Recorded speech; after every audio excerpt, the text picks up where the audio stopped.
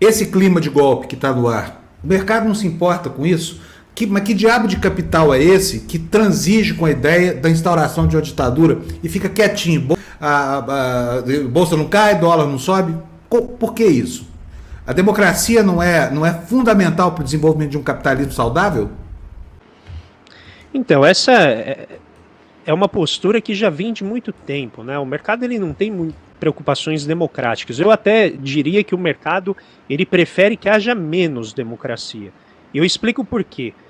Pensando democracia aqui como participação popular, tá? Não apenas a alternância pacífica do poder dentro de eleições com sufrágio universal. O mercado ele prefere que o conjunto de interesses que sejam atendidos pela política econômica estejam mais restritos aos interesses que ele envolve. E aqui eu estou falando do mercado financeiro. Esse conjunto de interesses quer ser mais ouvido. Só que para isso tem que ter menos povo gritando, menos povo pedindo.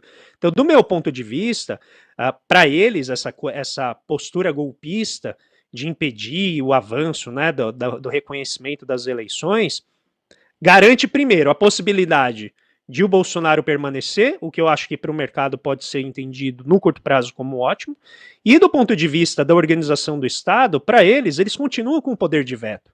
Então é mais confortável, eu acho que para eles continuarem com o governo Bolsonaro, mas não são eles quem ditam os rumos do país. A gente tem eleições, a gente tem instituições, tem um Congresso e tem um novo governo eleito, e eles têm que lidar com isso.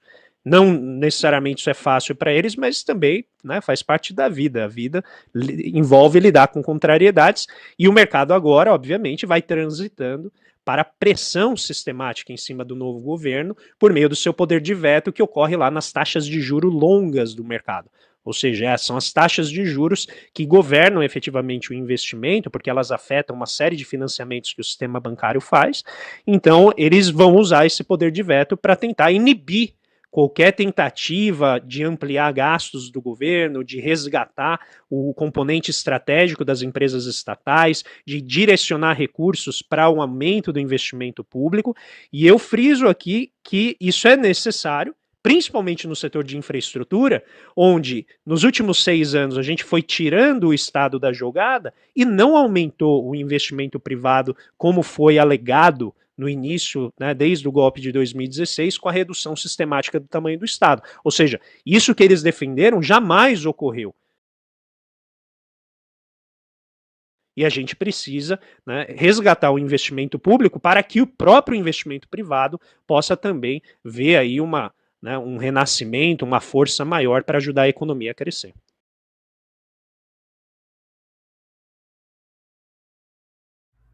Tem mais uma pergunta para o André? Tem, claro. Aliás, quero ressaltar a importância dessa entrevista, gente, porque na grande mídia é muito difícil ver vozes críticas ao teto, críticas ao tal liberalismo econômico.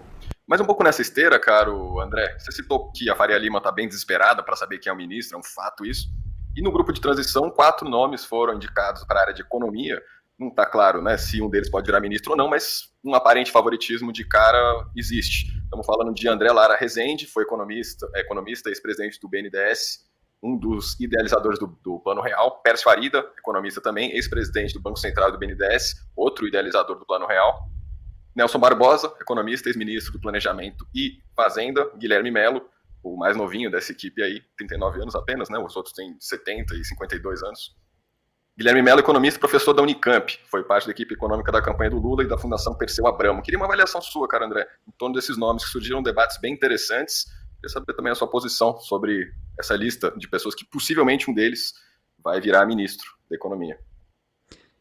Eu achei um grupo muito interessante, principalmente do ponto de vista ideológico. A gente tem o Pércio e o André Lara, que são liberais, confessos. O André Lara Rezende opera o seu liberalismo por uma teoria que envolve uma participação do Estado que garante de maneira mais efetiva aquilo que é fundamental para o funcionamento da economia. O Pércio é um pouco mais ortodoxo nesse sentido, de dar uma atenção maior ao equilíbrio fiscal, ao equilíbrio macroeconômico de curto prazo, ou seja, sinalização de que o governo persegue a austeridade no sentido de vamos dizer, uma sanidade das contas públicas, mas no curto prazo. Não dá muito espaço para o governo, né, investir nesse sentido, e o André Lara Rezende ele é mais flexível. Então ele é um liberal, nos livros dele ele deixa muito claro que o que ele está tentando fazer é resgatar o liberalismo da má reputação que o monetarismo colocou. Esse é um ponto-chave. Então ele quer usar o Estado para fazer os investimentos necessários para reabilitar ideologicamente o liberalismo. Um liberalismo que, na minha visão, que ele defende, está mais alinhado ao que eu conheço do liberalismo clássico, do liberalismo de Adam Smith, dos iluministas escoceses, do que aquilo que Paulo Guedes representa, que, na minha visão, é o neoliberalismo selvagem, né, de redução do Estado, sem explicar como que vai reduzir o Estado, sem garantir que a retirada do Estado consiga manter a ordem social. Já o Nelson Barbosa é um economista, na minha visão, um dos mais brilhantes economistas que o país produziu, muito bem informado, tem uma visão clara, conhece contas públicas como ninguém, conhece a dinâmica política que envolve ali a gestão do orçamento, entende nuances da economia que normalmente não se discutem, porque quando você está falando com o mercado financeiro é assim, olha, fez superávit, fez déficit, tá, mas qual que é a qualidade desse déficit? Como que a gente compõe um superávit? Como que a gente compõe um déficit? Que tipo de gasto vai entrar? E o Nelson carrega, eu acho que esse conhecimento muito profundo. E finalmente o Guilherme Mello, que é meu colega de graduação, grande amigo, e que é de fato a pessoa mais nova ali, mas que tem um potencial, né, fantástico, tem um conhecimento econômico muito bom. Eu acho que todos eles têm, primeiro, uma preocupação muito grande com a economia política, ou seja, não tratar de maneira, vamos dizer, leviana com a questão fiscal, com a questão da estabilidade econômica, mas eles têm diferenças em termos de foco. E aí eu acho que nesse sentido o Pércio ele está em desvantagem, porque tanto o André Lara Rezende quanto o Nelson, quanto o Guilherme Mello entendem a importância da premência do gasto social. Agora, se um deles vai virar ministro, muito eu acho do que vai acontecer no próximo mês, nessa votação da PEC. Porque se houver uma aprovação rápida e expressa, com muito pouco, vamos dizer, lombada no caminho, é muito provável que o Lula escolha um ministro que seja mais ali do grupo, vamos dizer, do André Lara Rezende, do Nelson e do Guilherme Mello.